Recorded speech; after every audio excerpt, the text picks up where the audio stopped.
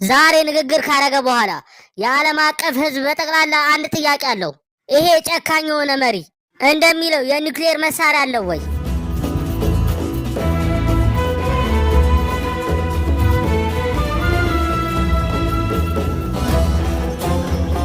ናውን የኒውክሌር መሳሪያን አሳየኝ። ጓጉቻለሁ።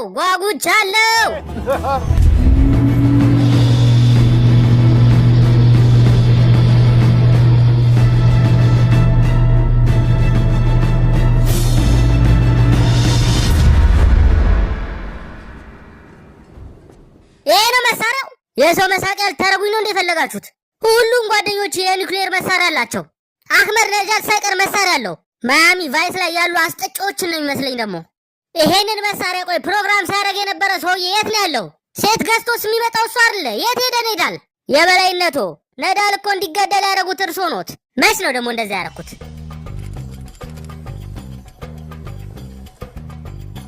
እንዴ የበላይነቶ ነዳል የዩሬኒየም መሳሪያ አጣርተን ለመጨረስ ወር ብቻ ነው የሚቀረን።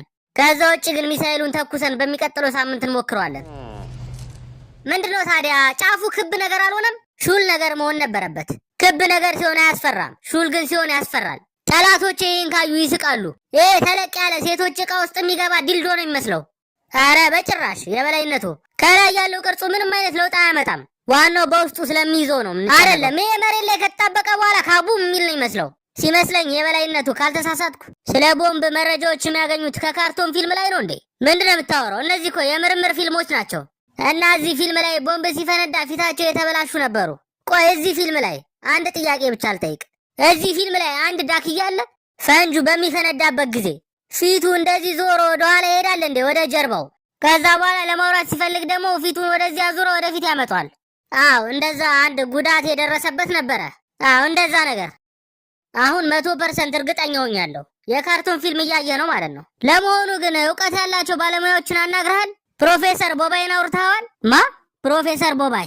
ክንዶቹ እንደውም ትልልቅ ናቸው፣ ከሰውነቱ ይገዝፋል። አወቁት። ፖባይ ለማለት ፈልገው ነው። ቦባይ ፕሮፌሰር አይደለም እኮ እሱ። ታዲያ ቦባይ ነጋዴ ነው። እሺ ቶ ለአንድ ጊዜ ደደብ እንደሆንኩ አድርገህ አስበው።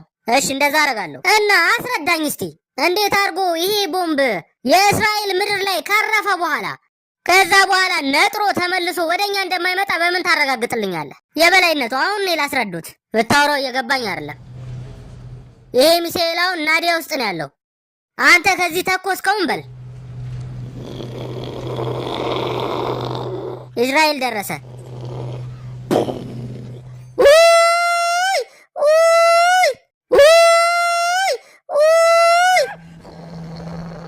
ኒውክሌር ነው የምናዘንብባቸው። እውነታው ግን ይሄ ነው።